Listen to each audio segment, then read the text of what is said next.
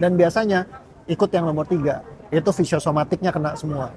Biasa asam lambung, segala macam, stres, overthinking, takut, segala macam kalau udah jatuh.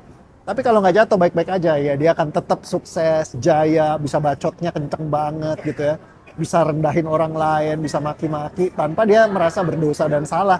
Dan dia selalu punya cara yang sangat cerdas banget untuk meyakinkan bahwa dia benar.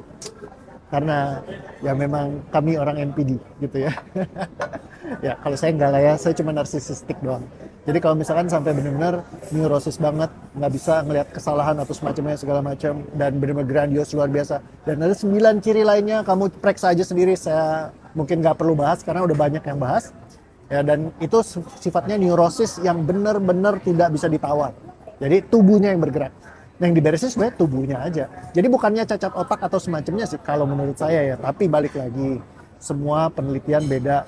Semua terkait dengan apa yang disebutkan dengan ilmiah itu juga berbeda. Tetapi kembali lagi, sesuatu yang ilmiah itu juga banyak batasannya. Contoh trauma itu kalau menurut ilmiah nggak bisa diselesaikan, nggak akan bisa hilang. Ya, tetapi ternyata trauma itu bisa diselesaikan. Itu aja udah berbeda tuh sama yang dulu dinyatakan sebagai sebuah ilmiah.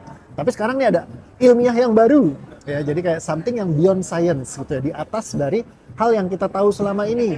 Dan penelitiannya lagi mengejar ke sana karena strukturnya lagi mulai ya kejar-kejaran nih, mulai mendekatkan diri ke arahnya yang DOA ciptakan nih ya. Jadi awalnya yang namanya kayak stage of liberation itu nggak bisa, sesuatu yang nggak bisa diamati. Sekarang ada yang namanya stage of liberation. Seeds of emotion dulu nggak ada juga, sekarang ada yang namanya seeds of emotion. Jadi mulai banyak yang ngikutin, mulai banyak yang mau ke sana gitu ya. Science udah mulai ngejar. Ya, jadi nggak lama lagi science-nya akan update kok. Jadi science itu hanya ketinggalan karena orang yang nggak ngerti. Tapi kalau misalkan dia mau ngikutin, mau belajar, mau coba naik, dia akan ya excel ke level yang berbeda. Dan ini tinggal nunggu waktu saja. Nanti pada saatnya science akan ke sana. So itu, jadi menurut saya NPD mungkin bisa diberesin.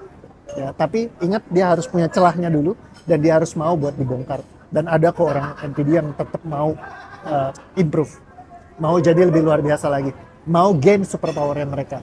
Jadi sebenarnya ada celah buat masuk ngebongkar mereka. Jadi bukan berarti nggak bisa, tapi nggak gampang.